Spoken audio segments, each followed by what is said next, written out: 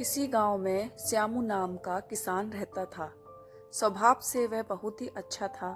उसका एक खेत था जो बहुत छोटा था, जिस कारण उसके बड़े परिवार की गुजर बसर बहुत मुश्किल से ही हो पाती थी।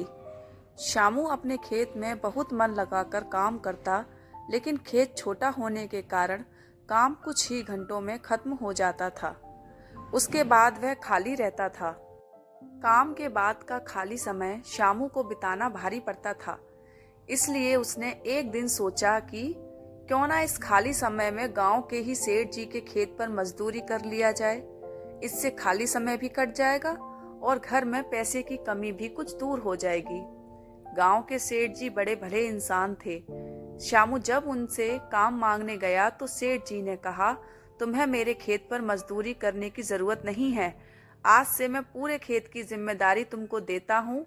जो भी फसल होगी आधा मुझे दे देना और आधा तुम ले जाना।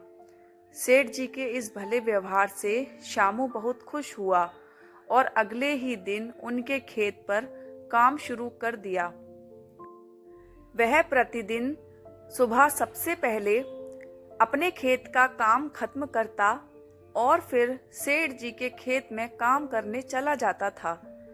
एक दिन दोपहर को जब श्यामू सेठ जी के खेत में हल चला रहा था, उसी वक्त उसका पैर किसी सख्त चीज से टकराया।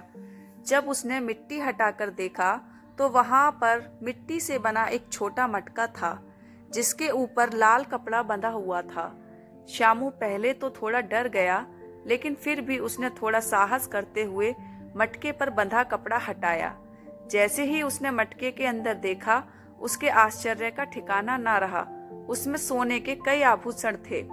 श्यामू को अब समझ ही नहीं आ रहा था कि वह इन कीमती आभूषणों का क्या करे। एक और वह सोचता, इसे किसी सुनार को बेचकर अपने घर की पैसे की कमी हमेशा के लिए खत्म कर देता हूँ।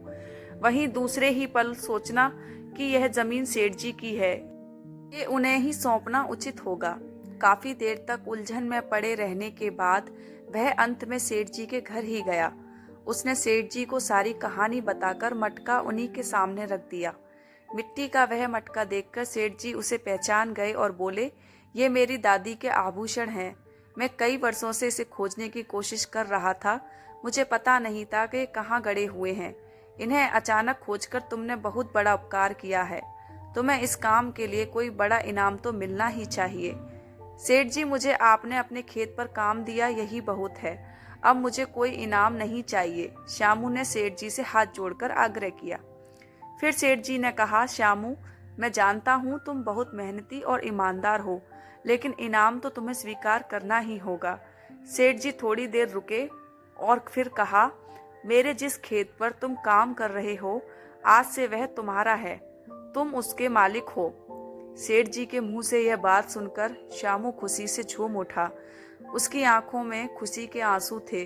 वह मन ही मन सोच रहा था कि यदि वह लालच में पड़कर अपनी ईमानदारी को भूल जाता तो उसे इतना बड़ा इनाम नहीं मिलता। ईमानदारी सबसे अच्छी नीति है। थोड़े से लालच के लिए किसी के साथ बेईमानी नहीं करनी चाहिए।